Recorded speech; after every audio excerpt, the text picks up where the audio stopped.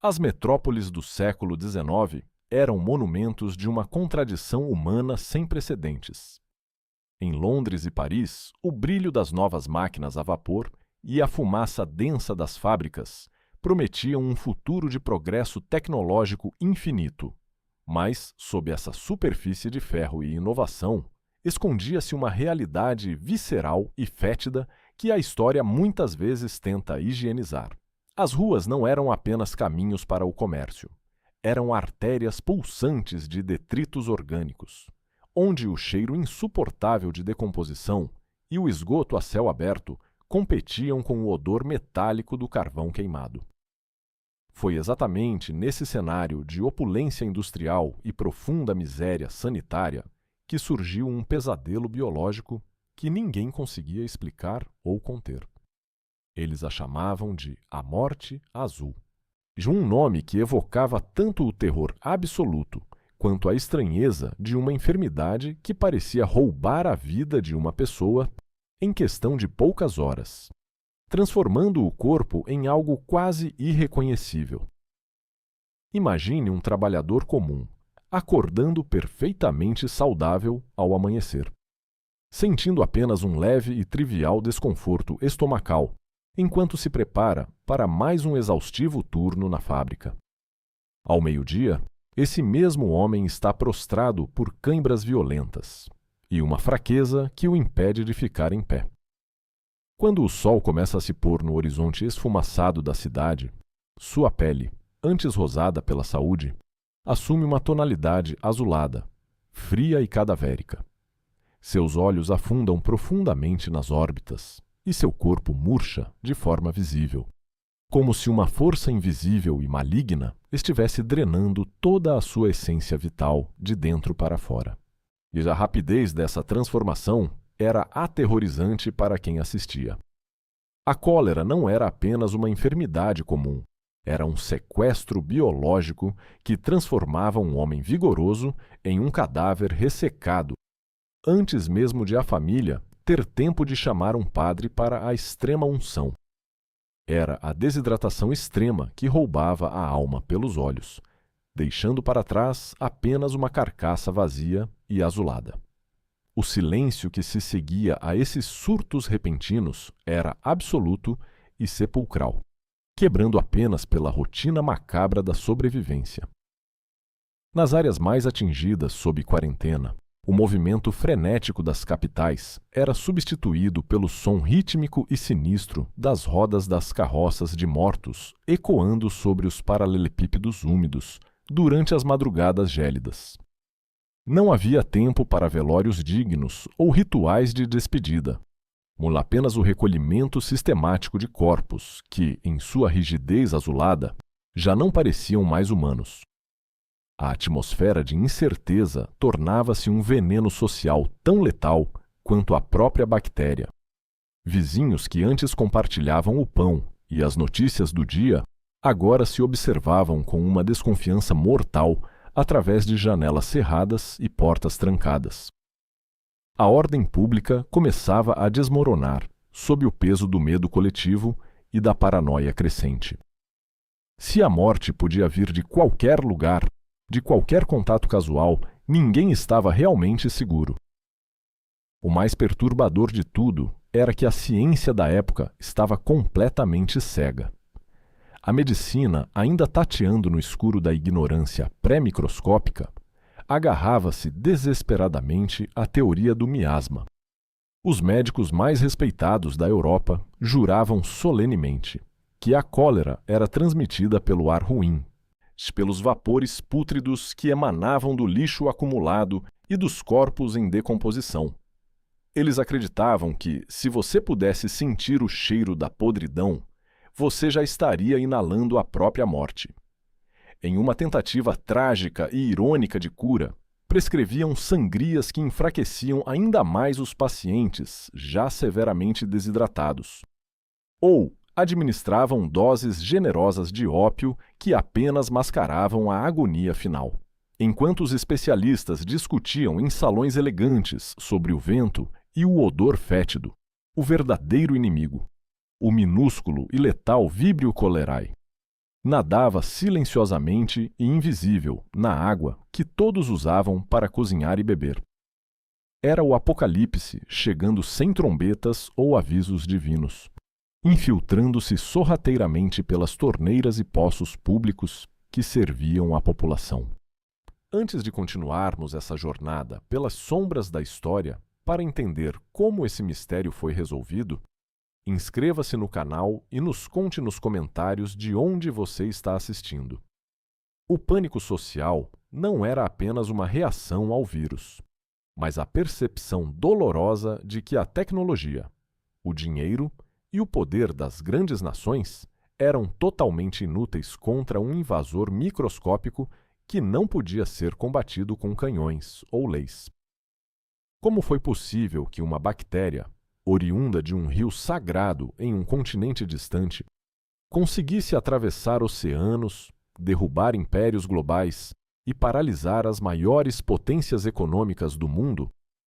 Como esse pequeno organismo conseguiu mudar para sempre a forma como construímos nossas cidades e como enxergamos a saúde pública?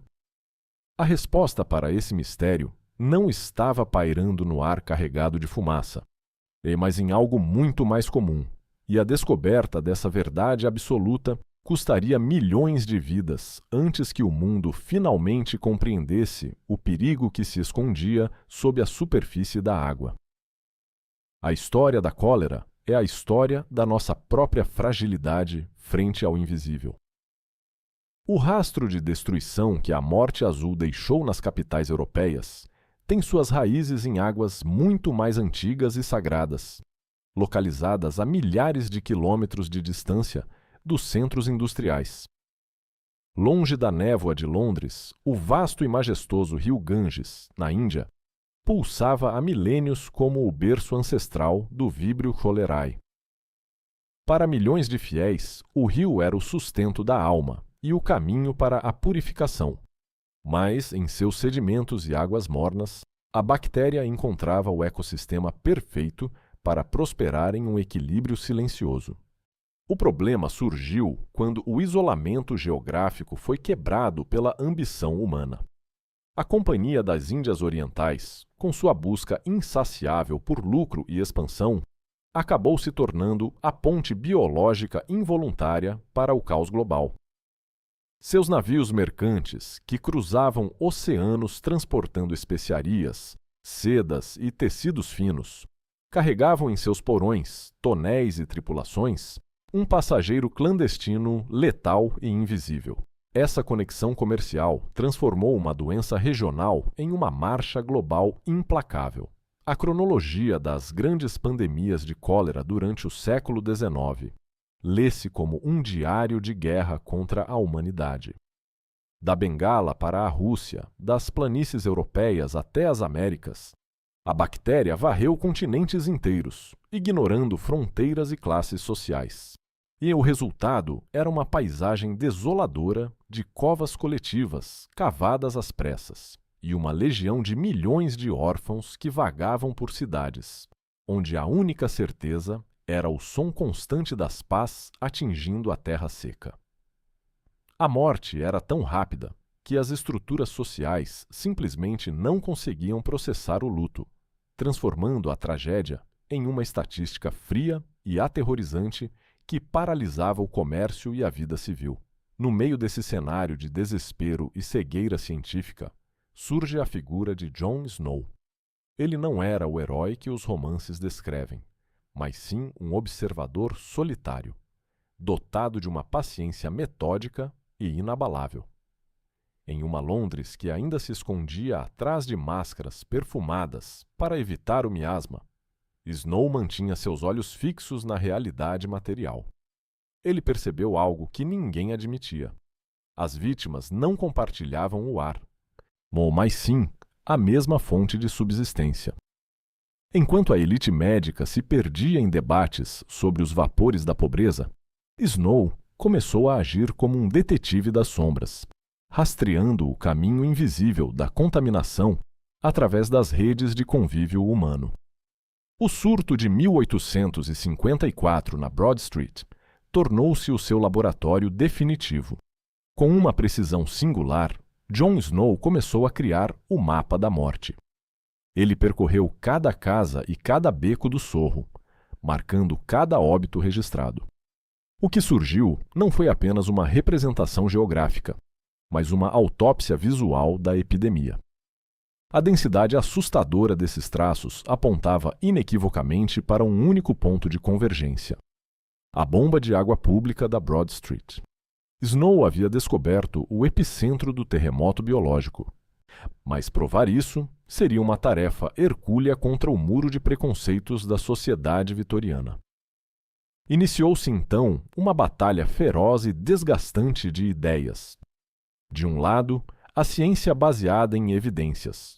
Do outro, séculos de tradições religiosas e médicas que viam a cólera como um castigo divino para pecadores, ou como fruto inevitável do mau cheiro da pobreza. Havia uma resistência cultural e política em aceitar que uma doença tão devastadora pudesse estar ligada a algo tão básico e compartilhado quanto a água. No entanto, a investigação de Snow estava prestes a revelar uma verdade ainda mais sombria e repugnante. A descoberta final foi um golpe na dignidade da civilização industrial. A água que as famílias usavam para cozinhar, beber e lavar seus rostos não era o líquido purificador que parecia ser. Na realidade, onde os poços e bombas públicas estavam sendo alimentados por um caldo invisível de excrementos humanos e patógenos. O esgoto doméstico das habitações superlotadas infiltrava-se silenciosamente através da terra e dos tijolos porosos, contaminando a fonte da vida e da saúde com os resíduos da própria morte. A revelação de que a população bebia dejetos de seus vizinhos doentes foi o ponto de inflexão necessário para desmascarar o rosto do inimigo. A morte azul não caía do céu, ela subia das falhas de saneamento. A retirada da alavanca da bomba de Broad Street não foi apenas o fim de um surto local no Sorro, mas o marco zero de uma revolução que alteraria o destino das grandes metrópoles globais. A herança deixada pelas cinzas e pelo desespero daquelas décadas de contágio forçou a humanidade a encarar uma verdade desconfortável. Nossas cidades haviam se tornado máquinas de morte sem a devida engenharia sanitária. Foi a partir do sacrifício de milhares que nasceram os modernos sistemas de esgoto e as complexas redes de filtragem que hoje damos como garantidas. Engenheiros como Joseph Bazalgette redesenharam o subterrâneo das capitais, criando artérias de pedra para expelir a imundície que outrora nos consumia. O que começou como uma resposta ao pânico transformou-se no pilar da saúde pública contemporânea. Essa transformação provou que a medicina preventiva se faz também com infraestrutura robusta e planejamento urbano que priorize a vida sobre o lucro incessante das grandes indústrias.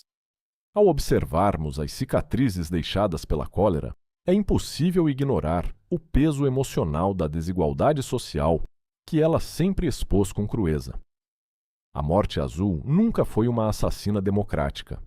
Ela sempre buscou os mais vulneráveis, os esquecidos nos cortiços e aqueles que a sociedade preferia manter invisíveis. A bactéria funcionava como um reagente, revelando feridas da injustiça social que persistem até hoje. Enquanto a elite podia se refugiar em propriedades rurais, a classe trabalhadora era condenada a beber em fontes contaminadas pela negligência do Estado. Essa ferida ainda não cicatrizou, pois a geografia moderna da cólera continua seguindo o mapa da exclusão sistêmica, lembrando-nos de que o acesso à água potável é a maior e mais urgente questão de direitos humanos de nossa era. É um choque perceber que, em pleno século XXI, a cólera ainda assombra o mundo como um fantasma persistente. Em locais como o Haiti, após desastres naturais, ou no Iêmen, castigado pela guerra civil, o víbrio Cholerai encontrou o caos necessário para ressurgir. É uma ironia cruel que, em uma era de exploração espacial, milhares de crianças ainda morram de desidratação evitável por falta de saneamento, que Londres já implementava há quase 200 anos. A persistência da doença em zonas de conflito não é uma falha da ciência, mas um colapso da nossa solidariedade e vontade política internacional. Ela prospera onde o tecido social foi rasgado, servindo como um lembrete brutal de que o progresso é uma construção frágil e dependente de cuidados constantes em um mundo cada vez mais desigual. A reflexão que emana dessa trajetória é profunda. Nós somos uma civilização que domina o átomo e o código genético, mas nossa sobrevivência biológica continua pendurada por um fio invisível: a integridade da água e a saúde sob nossos pés. Nossa infraestrutura sanitária, essa rede oculta que raramente notamos, é a única fronteira que nos separa do retorno ao abismo sanitário do passado. Somos criaturas complexas e dependentes de um sistema que ignoramos até que ele apresente falhas dolorosas e letais.